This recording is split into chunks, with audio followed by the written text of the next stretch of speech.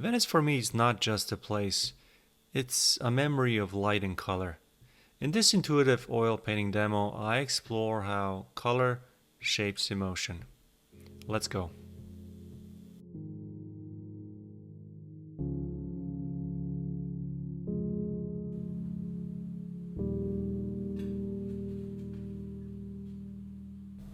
Welcome back for another video. This week we're painting Venice, or at least my interpretation or take on it.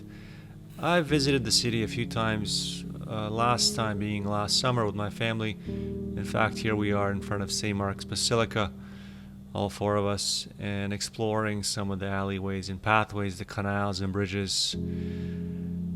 What really lingers with me isn't the architecture, it's the shifting light, the color, the sense of quiet movement amongst all the crowds and commotion, and that really what resonates and remains with me. So I decided to paint this cityscape from our actually rather short stopover last summer, but include a lot of the colors that I recall. I'm working off of reference photos. A few of them I've got a bunch, my kids took a bunch, but I'm not doing a literal representation of a certain part of the city. This is an entirely my own interpretation based on color and mood and design. Some of the things we've already covered on this channel, many of the things we've already covered, and I'm naturally leaning into warm colors, not just for accuracy but for feeling. It's just what I think when I think of Venice. Warm tones tend to evoke that emotion. I think more directly than cooler ones. They bring a sense of presence, even intimacy. So in this painting, I'm working with that psychology in mind, letting color lead the mood. Like this photo we took from a bridge, you can quite clearly see all the warm hues, even the blues.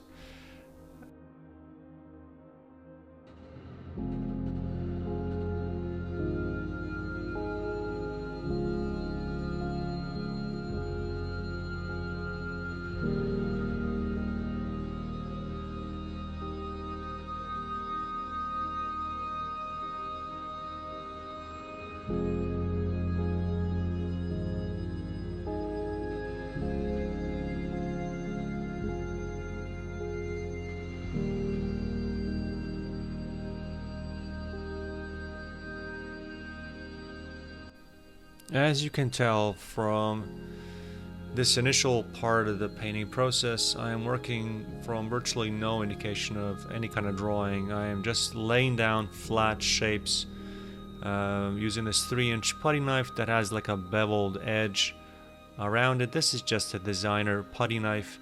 Highly likely you can get one at a home hardware store or an art supply store. But essentially the point of this initial stage is to avoid overthinking and focus on shapes, movement, and energy.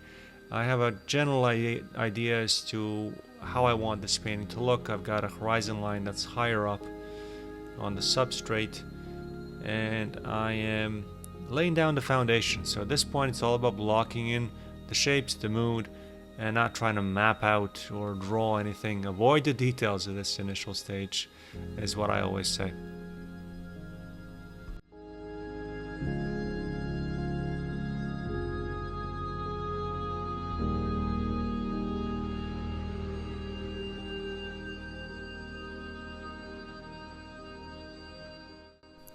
Besides this broad putty knife, I'll also be using a variety of palette knives and a few of my trusty squeegee brushes. What I love about these tools is their unpredictability, no surprise to anyone. They essentially force you to stay loose and to respond rather than to control. They're essentially perfect for creating textures and layering of color that I'm after, and essentially keeping the painting intuitive and, in my opinion, alive. As I block in these first layers, I can't help but to think of Joaquin Sorolla's famous painting Mending the Sails, which is at the Città in Venice. You see me standing there. It's quite a sizable and imposing painting. As I come in closer there, you'll see all the marks and strokes and how he played with light to elicit emotion. Soraya had this incredible ability to use warm light, not just to describe form, but to elevate the everyday.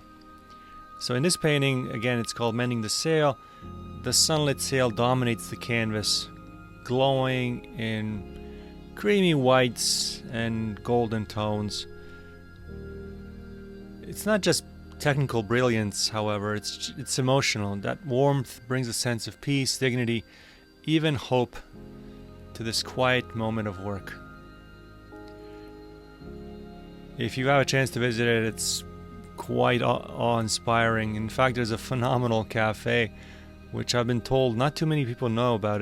You sit right on the bank and it's not crowded at all. Highly recommended.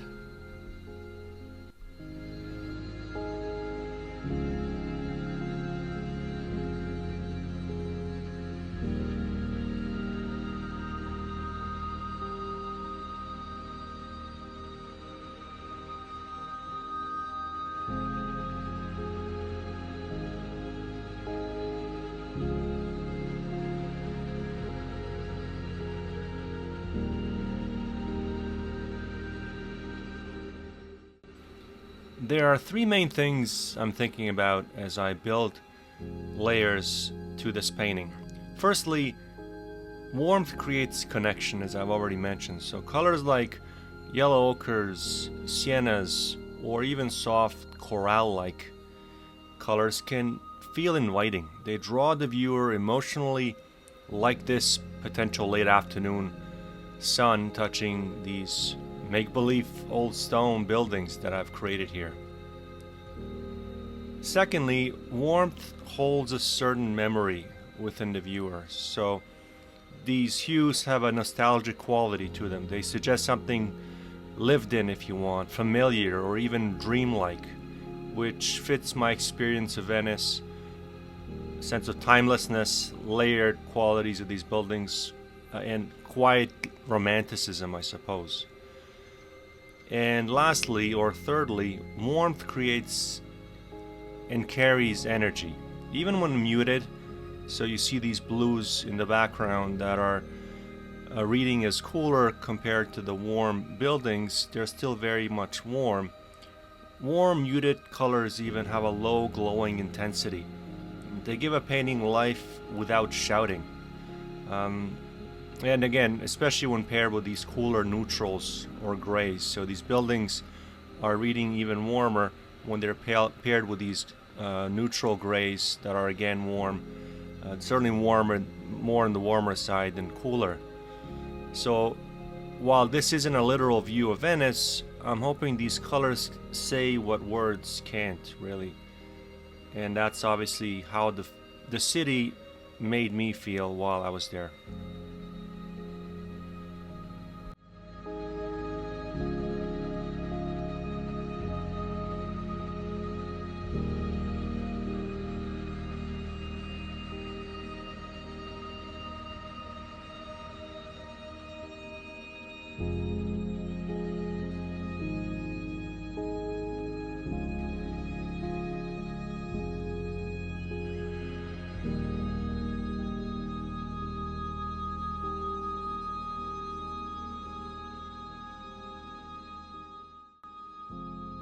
For all of you artists watching, I think it's important to mention that the tools that you use and the way that you use them will greatly dictate what kind of marks you impart on your canvas or board like I'm using here.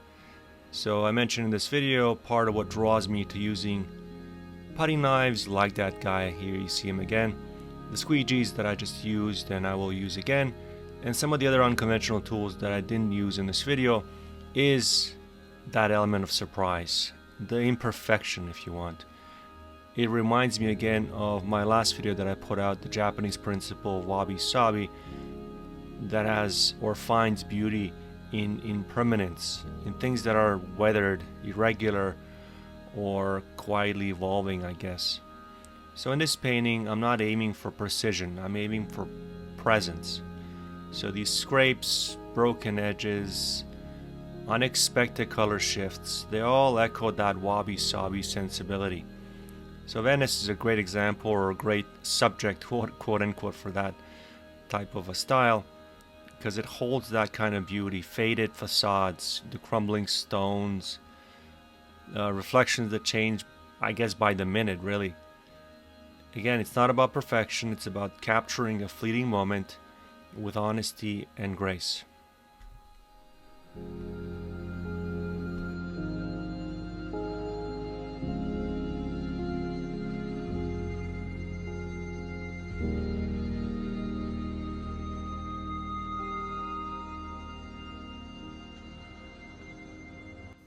Psychology of color is a study how color affects human thoughts, emotions, and behavior.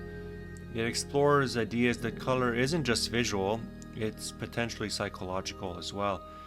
And often it triggers emotional responses and shapes our perception of the world, sometimes even without us even realizing it. So I'd like to know your thoughts on just how personal color it is for you, or if you notice how certain color shifts your mood, even irrespective of painting, just in life in general. I'd love to hear your experiences on color in general.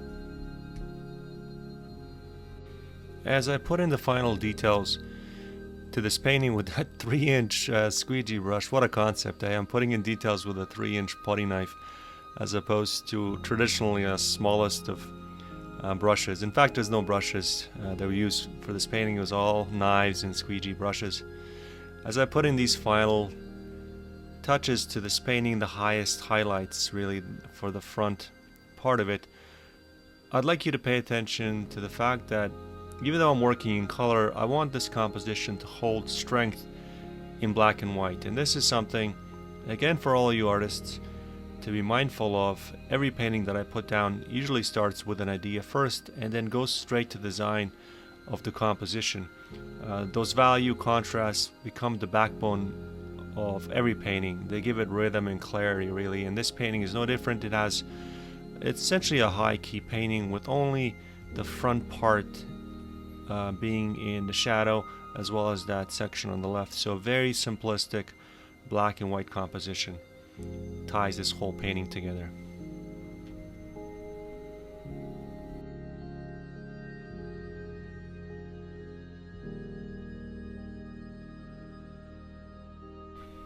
As I come in closer, you can really start to see all of the textures, the edges, the scrapes, the quiet layering of color.